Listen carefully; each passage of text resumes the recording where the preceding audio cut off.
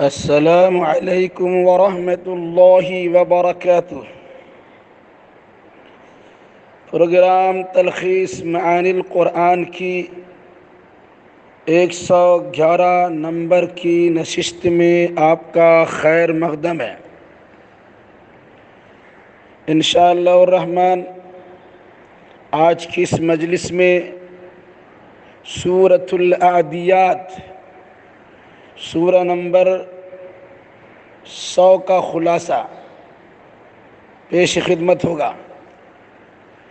سورۃ العادیات مکیہ، وجہ تسمیہ گھوڑوں کی مختلف اصناف کی قسم کھاتے ہوئے ایک قسم العادیات دوڑنے والے العادیات کی بھی قسم کھائی گئی ہے۔ اسی مناسبت سے اس کا نام العادیات رکھا گیا۔ زمانہ نزول، یہ سورہ مکی ہے اور مضمون سے اندازہ ہوتا ہے کہ مکہ کے ابتدائی دور میں اس کا نزول ہوا ہے۔ تعداد آیات اس میں 11 آیتیں ہیں۔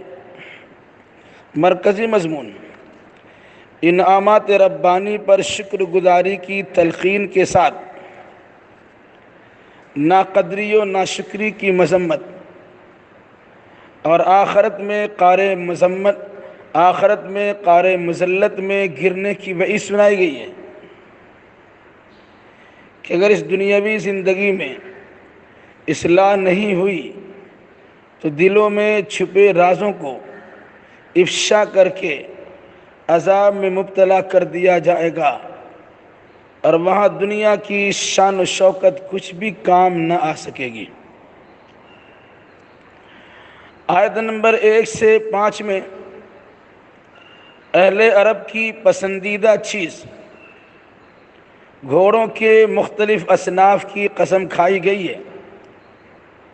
اہل عرب ان گھوڑوں کو کشت خون برپا کرنے، شب خون مارنے، ظلم و ستم ڈھانے اور تباہی و غارت گری مچانے کے لیے استعمال کرتے تھے۔ ان گھوڑوں کی قسم کھائی گئی ہے اور انہیں بطور شہادت کے پیش کیا گیا ہے۔ آیت نمبر 6 سے 8 میں ان قسمیہ جملوں کے بعد انسان کے بڑا ہی ناشکرا ہونے کا تذکرہ ہے کہ وہ اللہ کی عطا کردہ طاقت و توانائی کا غلط استعمال کرتا ہے۔ تیز رفتار گھوڑے جیسی اللہ کی ایک بہت بڑی نعمت کو غلط اغراض و مقاصد اور مجرمانہ کارروائیوں کے لیے استعمال کرنا نعمت الہی کی ناقدری و ناشکری کا مرتکب ہونا ہے۔ در حقیقت یہ لوگ اقراری مجرم ہیں کہ ان کو اپنی غلطیوں کا احساس بھی ہے، اس پر ان کا ضمیر ملامت بھی کرتا ہے، لیکن مال کی محبت میں ایسے اندھے بنے ہوئے ہیں کہ حقیقت کو جان کر بھی اس کی حمایت نہیں کر پاتے، مگر اپنے طرز عمل سے ناشکری کی شہادت خود فراہم کر دیتے ہیں۔ آیت نمبر 9 سے 11 میں مال کے حریص قوت و توانائی کا غلط استعمال کر کے ناشکری کے مرتکب انسان کو خبردار کیا گیا ہے کہ دنیا کی زندگی چند روزہ ہے، موت سے دوچار ہونے کے بعد تم قبر میں دفن کیے جاؤ گے، پھر تمہاری مرقدوں سے تمہیں اٹھایا جائے گا، اور تمہارے دلوں میں جو ارادے، جذبات، نیتیں، اغراض و مقاصد، تمنائیں، خیالات و نظریات، مخفی راز اور باطنی محرکات سبوں کو صرف تمہارے ہی سامنے نہیں بلکہ اولین و آخرین کے مجمع کے سامنے کھول کر رکھ دیا جائے گا، اور ہر ایک کے سامنے تم بے نقاب ہو جاؤ گے، اور یہ دنیاوی شان و شوکت، کر و فر،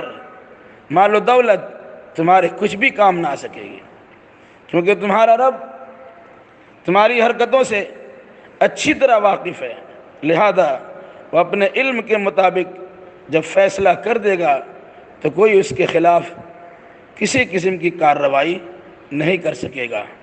اس سورۃ العادیات کے ذریعے سے جھوٹی شان و شوکت بگاڑنے والے انسانوں کو اللہ کی نعمتوں کی قدرداری کرنے کا حکم دیا گیا، اور اپنی صلاحیتوں کو صحیح سمت میں لگانے کی تاکید کی گئی ہے۔ کاش کہ مسلمان اس حقیقت کو سمجھ جائے، اور کاش کہ دنیا کے انسان اس حقیقت پر اعتماد کر لے، تو جو چیز جس مقصد کے لیے انہیں دی گئی ہے ان چیزوں کا اسی مقصد میں استعمال کرنا شروع کر دے۔